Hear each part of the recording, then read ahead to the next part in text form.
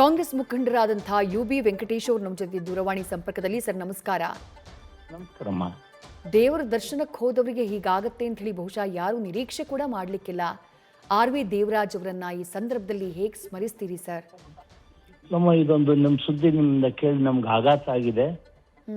ನಮ್ಮ ಪಕ್ಷದ ಹಿರಿಯರು, ಚಿಕ್ಕಪೇಟೆ ಕ್ಷೇತ್ರದ ಮಾಜಿ ಶಾಸಕರು, ಮಾಜಿ ರಾಜ್ಯ ನಿಗಮದ ಅಧ್ಯಕ್ಷರಾಗಿದ್ದವರು, ಬಹಳ ನಿಷ್ಠೆಯಿಂದ ಪಕ್ಷಕ್ಕಾಗಿ ದುಡಿದು ಸರ್ವಸ್ವವನ್ನು ಯಾವಾಗಲೂ ಪಕ್ಷಕ್ಕಾಗಿ, ಪಕ್ಷ ಇಂದಿರಾ ಗಾಂಧಿ, ರಾಜೀವ್ ಗಾಂಧಿ ಅಂದ್ರೆ ಅವ್ರಿಗೆ ತಮ್ಮ ಕುಟುಂಬದ ಸದಸ್ಯರು ಅಂತ ಹೇಳುವಂತ ಒಂದು ಹೆಮ್ಮೆ ಇತ್ತು ಅವ್ರಿಗೆ. ನಮ್ಗೆ ಗೊತ್ತಾಗ್ತಾ ಇಲ್ಲ ಏನ್ ಮಾತಾಡಬೇಕು ಅಂತ. ನಮ್ಮ ಪಕ್ಷದಲ್ಲಿ ಬಹಳಷ್ಟು ಕಡಿಮೆ ಜನ ಇದ್ದಾರೆ ಇಷ್ಟೊಂದು ನಿಷ್ಠೆ ಇರೋಂಥವ್ರು. ಅವ್ರ ಕುಟುಂಬಕ್ಕೆ ಈ ಶಕ್ತಿಯನ್ನು ತಡ್ಕೊಳ್ಳೋ ಶಕ್ತಿ ಆ ದೇವರು ಕೊಡ್ಲಿ. ಮುಂದೆ ಅವ್ರ ಕುಟುಂಬದವ್ರಿಗೆಲ್ಲಾನು ಭಗವಂತ ಬುದ್ಧಿ ಒಳ್ಳೆ ಒಂದು ಶಕ್ತಿ ಕೊಡ್ಲಿ ಅಂತ ನಾನು ಕೇಳ್ಕೊಳ್ತೀನಿ. ಇತ್ತೀಚಿನ ದಿನಗಳಲ್ಲಿ ಯಾವತ್ತಾದ್ರೂ ಸಿಕ್ಕಿದ್ದಿದ್ಯಾ ಸರ್? ಮೀಟ್ ಆಗಿದ್ದಿದ್ಯಾ ಪಕ್ಷದ ವೇದಿಕೆಗಳಲ್ಲಿ? ಸಿಗ್ತಾ ಇದ್ದಮ್ಮ. ನಾವು ಅವಾಗ ಯಾವಾಗೂ ಮೀಟ್ ಮಾಡ್ತಾ ಇದ್ವಿ.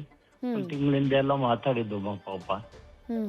ಅಂದ್ರೆ ಯಾವತ್ತಾದ್ರೂ ಅನಾರೋಗ್ಯ ಏನಾದ್ರೂ ಆ ಬಗ್ಗೆ ಮಾತುಕತೆ ಆಗಿದ್ದಿದ್ಯಾ? ಸ್ವಲ್ಪ ಈ ನಡುವೆ ಒಂದು 6 ತಿಂಗಳಿಂದ ಸ್ವಲ್ಪ ಅನಾರೋಗ್ಯ ಕಾಡ್ತಾ ಇತ್ತು ಅವ್ರಿಗೆ ಜಾಸ್ತಿ.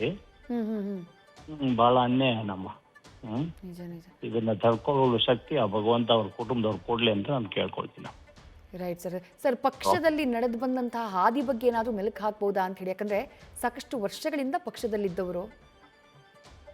ಇಲ್ಲಮ್ಮ, ಯಾವಾಗ ಹೇಳಿನಲ್ಲ ನಾನು, ಪಕ್ಷ ಅನ್ನೋದಕ್ಕಿಂತ ಹೆಚ್ಚಿಗೆ ಅವರು ಗಾಂಧಿ ಕುಟುಂಬದ ಸದಸ್ಯರು ಅನ್ನೋ ತರ ಇದ್ರಮ್ಮ.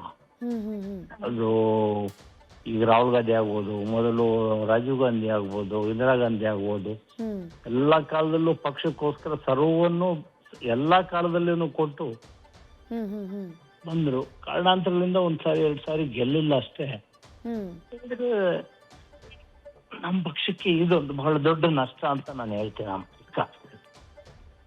Right sir, right sir. Thank you sir, thank you news first ಜೊತೆ ಮಾತನಾಡಿದ್ದಕ್ಕೆ. ನ್ಯೂಸ್ ಫಸ್ಟ್ ನಿರ್ಭೀತಿಯಿಂದ ನಿಮ್ಮ ಪರವಾಗಿ.